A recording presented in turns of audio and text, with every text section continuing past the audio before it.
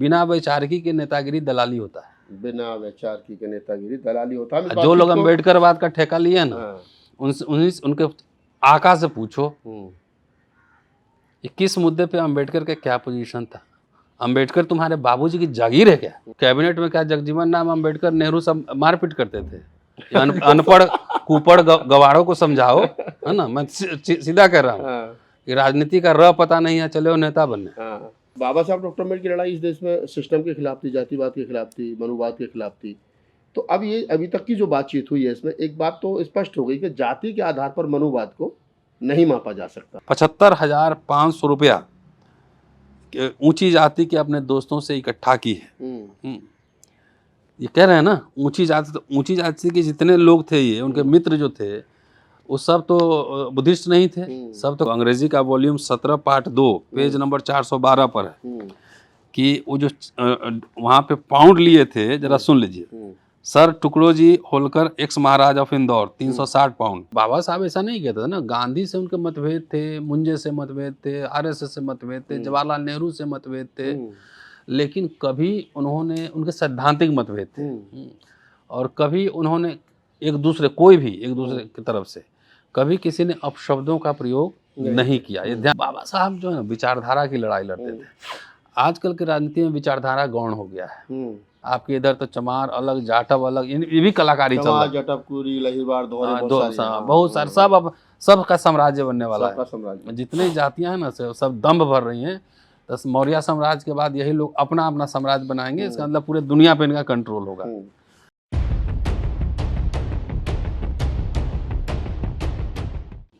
नमस्कार, मैं राहुल नागपाल और आप देख रहे हैं अम्बेडकर नामा और बोल 85 की ये साझा पेशकश। बाबा साहब डॉक्टर अम्बेडकर के समय पर, या बाबा साहब डॉक्टर अम्बेडकर ने जो महसूस किया, वो मनुवाद कौन सा मनुवाद था? वो जाति के आधार पर था, या जो लोग मनुवाद को मजबूत कर रहे थे, जो मनुवादी सिस्टम को, गैर बराबरी को बनाए रखना चाहते थे, वो मनुवादी थे, या सिर्फ जो सवर्ण समाज में पैदा हो गए थे वो मनुवादी थे? ये सवाल बड़ा है, क्योंकि आज की तारीख में ज़्यादातर लोग, कई दलितों को भी मनुवादी कह देते और बहुत से सवर्णों को भी मनुवादी कह देते। तो क्या है मनुवाद की परिभाषा अम्बेडकर की नज़र में और वर्तमान दलित राजनीति में? परत दर परत बात करेंगे प्रोफेसर रतनलाल साहब से, क्योंकि इतिहास के प्रोफेसर हैं, बेहतर तरीके से बता सकते हैं कि बाबा साहब किस नज़र से मापते थे इस देश में मनुवाद को। सर, बाबा साहब डॉक्टर अम्बेडकर का मनुवाद किस नज़र से मापते थे बाबा साहब डॉक्टर अम्बेडकर मनुवाद को देश में? देखिए, उन्होंने कहा है कि जो जाति व्यवस्था है ना, वो सिर्फ श्रम का विभाजन ही नहीं है, श्रमिकों का भी विभाजन है। और जाति अपने आप में एक विचारधारा तो है ही, लेकिन उसके अलावा तरह तरह की विचारधाराएं भारत में भी रही हैं, दुनिया भर में रही।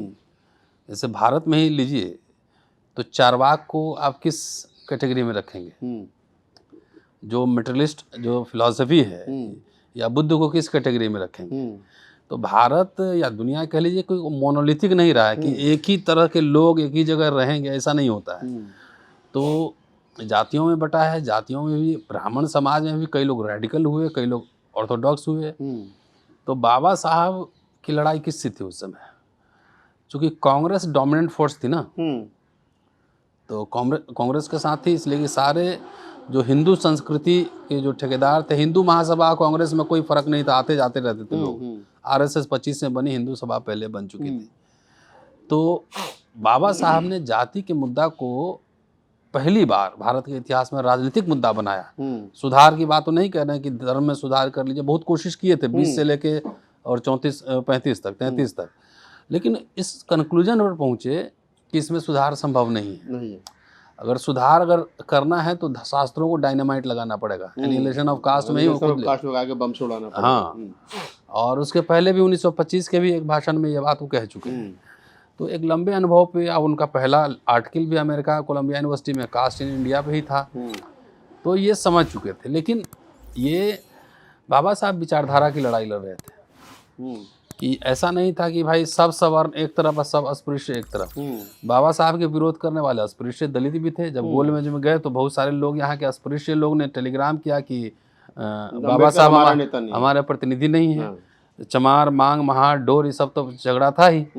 चूँकि डोमिनेंट लड़ाई लड़ रहे थे अम्बेडकर, जिनकी जाति महार थी, तो सबसे ज़्यादा उस समय विरोध जो बॉम्बे से हो चमारों का ही हुआ, चमारों का विरोध हुआ। हाँ, वो तो सब डॉक्यूमेंटेड है।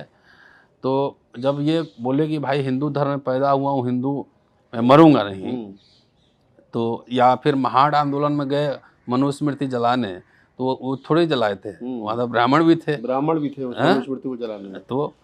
तो जब कह रहे हैं तो ये सवाल उनसे पूछा गया, जिसकी चर्चा मैंने उस किताब में भी की है, कि आपके अंदर भी तो जाति भेद है, आप भी तो खत्म कीजिए, कि आप में भी छुआछूत है। आज भी है दलितों की बहुत सारी जातियां आपस में मतलब खान रोटी बेटे का व्यवहार नहीं है। झूठ मूठ का अम्बेडकरवाद नमो बुद्धाय जय भीम करता है, लेकिन असली बात जाति है।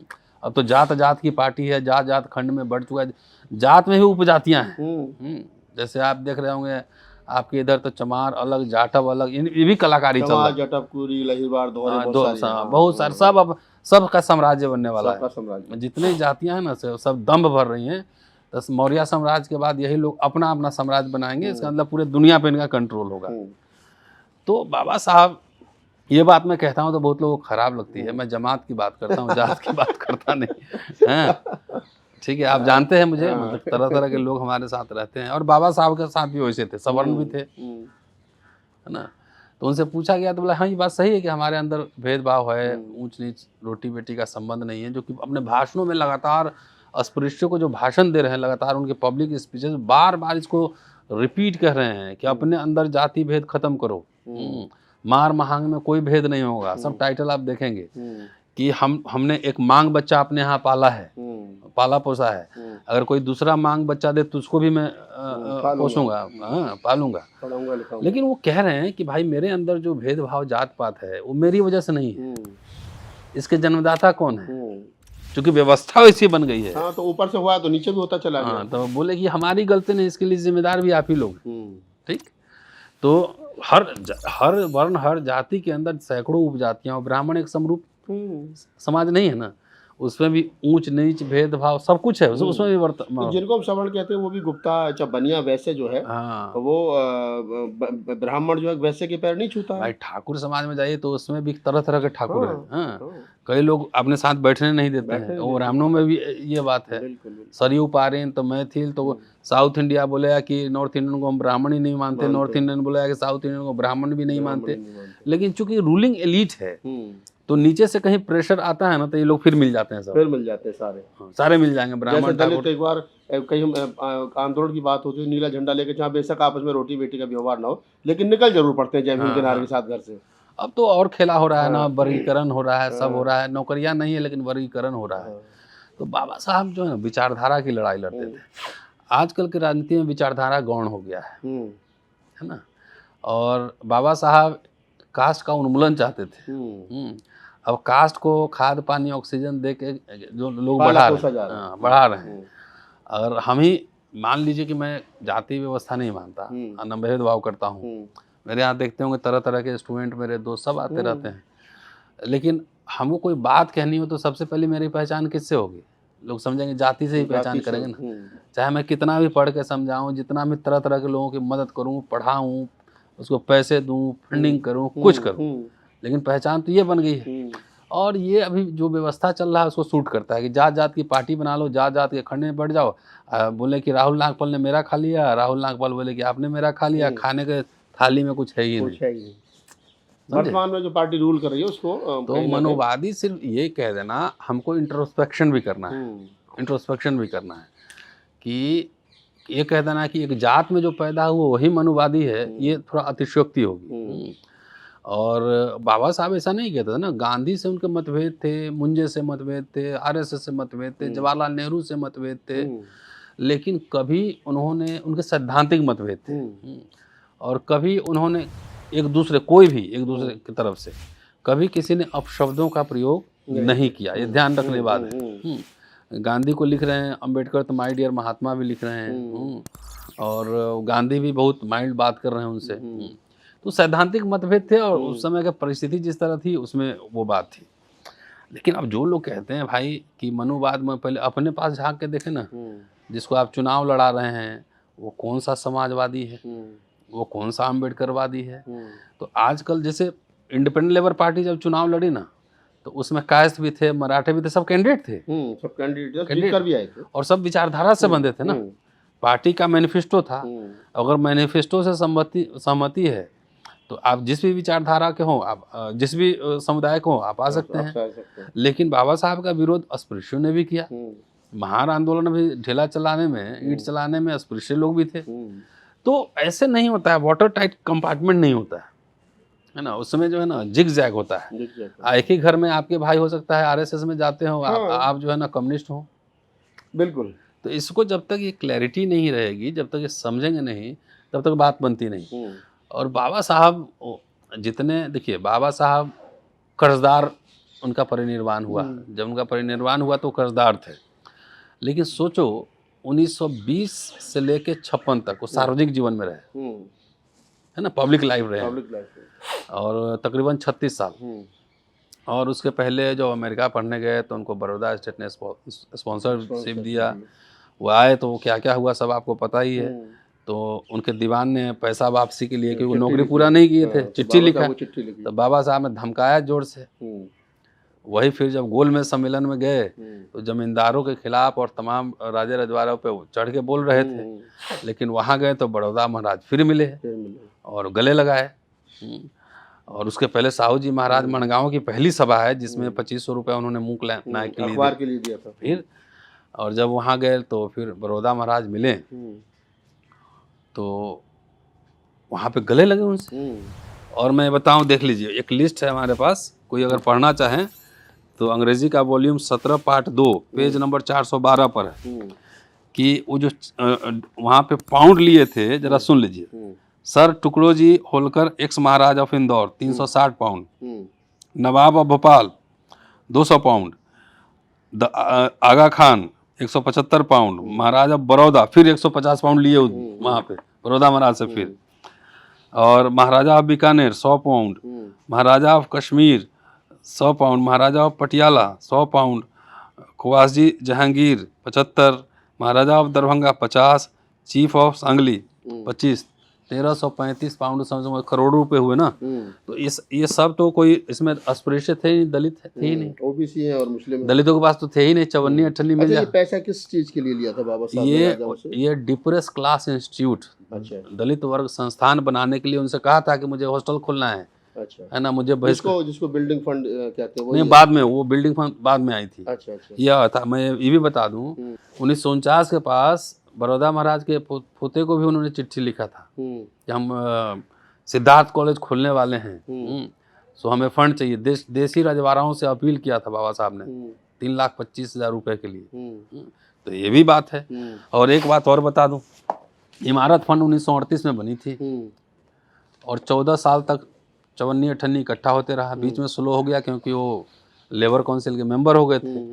तो एक 14 जुलाई 1952 का भाषण है और इसमें जो बाबा साहब कह रहे हैं ये हिंदी वाले का है, 40 नंबर वॉल्यूम में होगा, 295 नंबर चैप्टर, कि आज इस इमारत फंड में 1,11,228 रुपये 4 आना और 3 पैसे जमा हुए हैं।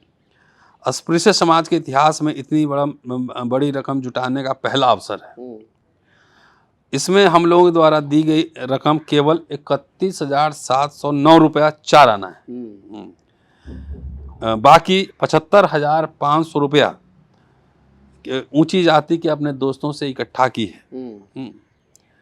ये कह रहे हैं ना, ऊंची जाति, तो ऊंची जाति के जितने लोग थे, ये उनके मित्र जो थे, वो सब तो बुद्धिस्ट नहीं थे, सब तो कम्युनिस्ट नहीं थे, आखिर सब अपर कास्ट तो हिंदू ही होंगे ना। लेकिन व्यक्तिगत मित्रता, उनका इंटेंशन सही था कि भाई हमें एक इमारत, वहाँ अछूतों के बैठने के लिए कोई जगह नहीं थी, कोई हॉल नहीं था। तो कई लोग फिलैंथ्रोपिक होते हैं ना भाई, राजा बड़ौदा फिलैंथ्रोपिक थे, साहू जी महाराज फिलैंथ्रोपिक थे, मानव प्रेमी है कि अच्छा काम कर रहा है, चलो मदद कर दो। तो सबको आप एक कटघरे में शामिल कर देंगे कि सारे मनवादी हैं, तब तुम भी दुश्मन, तुम भी दुश्मन, तुम भी दुश्मन, तुम भी दुश्मन, तो दोस्त तुम्हारा कौन? बाबा साहब डॉक्टर अम्बेडकर की आपने 2 बड़ी महत्वपूर्ण बात बताई। तो ये जो इमारत फंड के लिए 1,11,228 रुपये इकट्ठा हुआ, जिसमें 75,000 500 रुपये उनके सवर्ण दोस्तों ने दिया। और दूसरा ये 1325 पाउंड जो बाबा साहब को 1335 पाउंड। मुस्लिम भी थे, ओबीसी भी थे, अपर कास्ट भी थे, ब्राह्मण भी थे, महाराजा। और चूंकि बाबा साहब डॉक्टर अम्बेडकर की लड़ाई इस देश में सिस्टम के खिलाफ थी, जातिवाद के खिलाफ थी, मनुवाद के खिलाफ थी, तो अब ये अभी तक की जो बातचीत हुई है इसमें एक बात तो स्पष्ट हो गई कि जाति के आधार पर मनुवाद को नहीं मापा जा सकता। मनुवाद वो है जो उस जो स्तरीकृत विभाजन को मानता है और उसको जीवन में इस्तेमाल करता है, वो सब उसका पोषक है, सब उसका पोषक है और जो उसको मजबूत भी करता है। हाँ, कि अगर आप, मेरा बेटा बेटी है, जब एडल्ट हो जाएगा तो कैसे रहेगा, क्या क्या कहाँ रहेगा, किससे शादी करेगा, वो मैं जाति में थोड़ी ढूंढूंगा, उसकी पर्सनल चॉइस है।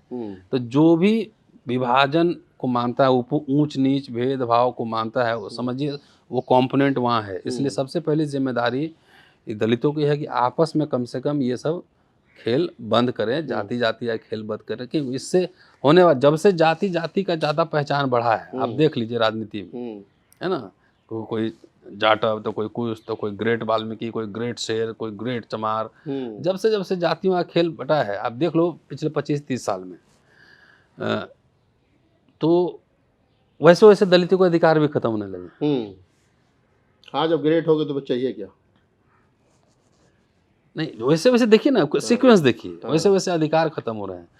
बाबा साहब किसी एक समुदाय के लिए थोड़ी लड़ते थे, वो तो पूरे अस्पृश्य जमात की भलाई के लिए लड़ते थे। और उनमें से जैसा भी बताया स्टार्टिंग में कि बहुत सारी अछूत जातियां ऐसी थी जो बाबा साहब का विरोध भी करती थी। लेकिन सबसे में, लेकिन वो भी है कि नौकरी में पहले चमारी लगाया उन्होंने। हाँ। काउंसलर भी चमारी बनाया। हाँ। मास्टर शिव तरकर चमारी थे जो उनके कमांडेंट थे, साथ में रहते थे, ये भी बात है। एल एन हरदास जो विधायक रहे थे तब, वो भी तो बाबा साहब भेदभाव नहीं करते थे। हाँ। ये समझिए।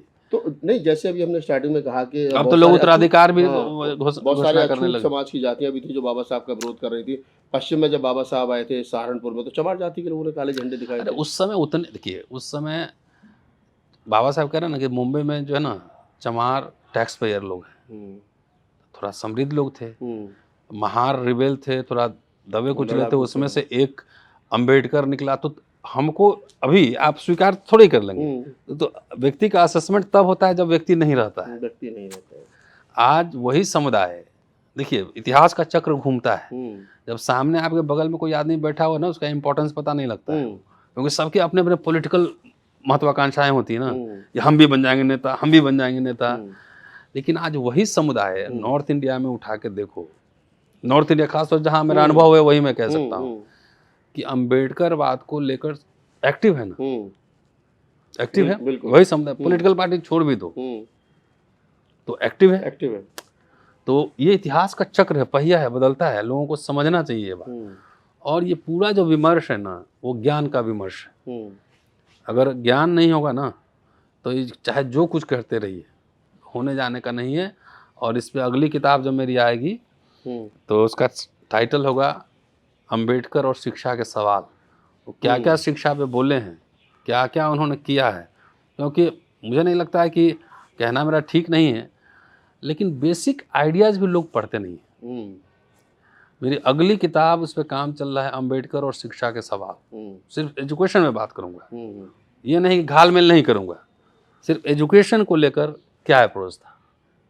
तो ये तो क्लियर हो गया कि बाबा साहब डॉक्टर अम्बेडकर की जो पूरी विचार की है, वो जाति के आधार पर मनुवाद नहीं ढूंढ रही है, वो जो विचार के आधार पर जो लोग उसको उसके पोषक हैं, जो उसको व्यवस्था को बनाए रखना चाहते हैं उस चीज़ की, वो कोई भी। सोचो आदमी लंदन और कोलंबिया से पढ़ के आया होगा, और यहाँ अस्पृश्य लोग जो है ना, नेता मानने से अभी स्वीकार नहीं कर रहा। पहले तो उनको नेता महारो नहीं माना, पहले महार परिषद उन्होंने की, और इसका जस्टिफिकेशन भी दिया कि इस परिषद में हमारे लिए कोई मांग नहीं है, हमने कोई मांग सरकार से नहीं करनी है।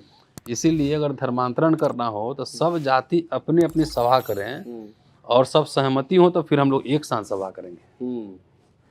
तो उनको समर्थन भी मिला, बहुत सारे लोगों ने समर्थन दिया। वाल्मीकि समाज का समर्थन आया, मांग समाज का समर्थन आया, बहुत लोगों का समर्थन, सब तमाम लोगों ने समर्थन दिया जी। तो ये जो बातचीत है ये इसलिए महत्वपूर्ण है क्योंकि अक्सर लोग ये कह देते हैं, अरे तुम तो मनुवादी हो, ये जो कोट पैंट टाई पहन रखे बाबा साहब की वजह से पहन रखे। निसंकोच जो हमारे जीवन में बेहतरी और बदलाव आया वो बाबा साहब के संघर्ष के बाद आया। लेकिन क्या जब मनुवादी कौन कहता है? हाँ, क्यों कहता है? बहुत सारे लोग हैं, राजनीतिक लोग हैं, कह देते करें आप लोग तो मनुवाद की गोद में बैठे हैं। अगर आप राहुल गांधी के साथ जाकर के फोटो खिंचवा लो तो रतनलाल मनुवादी नहीं तो वायसराय के साथ अम्बेडकर बैठते नहीं थे, गांधी के साथ नेहरू के साथ बैठते नहीं थे हैं? कैबिनेट में क्या जगजीवन राम अम्बेडकर नेहरू सब मारपीट करते थे? अनपढ़ कुपड़ गवारों को समझाओ, है ना? मैं सीधा कह रहा हूँ कि राजनीति का र पता नहीं है, चले वो नेता बनने। बाबा साहब ने एक पॉलिटिकल लीडर होने के लिए क्या क्या शर्तें रखी है पता है? बता दीजिए। नहीं, हम तो उस पर पूरा हम लिख के बताएंगे ना, वो बोलेंगे तो आज सुनो। बाबा साहब ने जैसे आप बताते हैं प्रिंट में किताब में लाऊंगा। बाबा साहब डॉक्टर अम्बेडकर चाहते थे कि रिपब्लिकन स्कूल खोला जाए, नेता कैसा हो। नहीं, तो सिलेबस बना चुके थे, पूरा सिलेबस बकायदा 13 चैप्टर तैयार हो चुका था, रिपब्लिकन ट्रेनिंग कॉलेज खुल चुका था। उसके पहले वो बार बार कह रहे हैं उसको अंग्रेजी आना चाहिए, कि विधानमंडल में अंग्रेजी में बोलना होगा, अंग्रेजी में बोलना होगा, और ठीक है अंग्रेजी बोलना चाहिए उसको, इतिहास, इकोनॉमिक्स, अर्थशास्त्र, ये सब की जानकारी होनी चाहिए। उसको बढ़िया भाषण देने आना चाहिए। नहीं पता है, खाली ब्लू गमछा गला में लपेट के, सफेद जूता, सफेद कुर्ता, सफेद पजामा पहन के नेता बनने चले, सफेद सफारी भी। हाँ, सफेद सफारी भी। ऐसे कुपड़ लोगों को जो है ना, बोलिए कि थोड़ा सा ऐसा करो, ऑनलाइन अम्बेडकर के writings and speeches Hindi English सब भाषाओं में अवेलेबल हैं, थोड़ा सा कमर और कुर्सी एक करो। फोकट का नेतागिरी जो है ना, तुम लोग बिना वैचारिकी के नेतागिरी दलाली होता है, बिना वैचारिकी के नेतागिरी दलाली होता है। जो लोग अम्बेडकरवाद का ठेका लिए ना, उनके आका से पूछो कि किस मुद्दे पे अम्बेडकर का क्या पोजीशन था। अम्बेडकर तुम्हारे बाबूजी की जागीर है क्या? अम्बेडकरवाद का जो पूरा विमर्श है वो सिर्फ राजनीति का विमर्श नहीं है, वो ज्ञान का विमर्श है। बाद में वो कहते हैं कि अब अपना पूरा समय मैं शिक्षा और धम्म के प्रचार में लगाऊंगा। आप 42 के बाद देखो राजनीति में उनकी दिलचस्पी धीरे धीरे घटने लगती है, धम्म की ओर बढ़ते हैं, पीपल्स एजुकेशन सोसाइटी बना रहे हैं, सिद्धार्थ कॉलेज बना रहे हैं, मिलिंद कॉलेज बना रहे हैं, तो ये नहीं दिखता है। चले हैं नेतागिरी करने।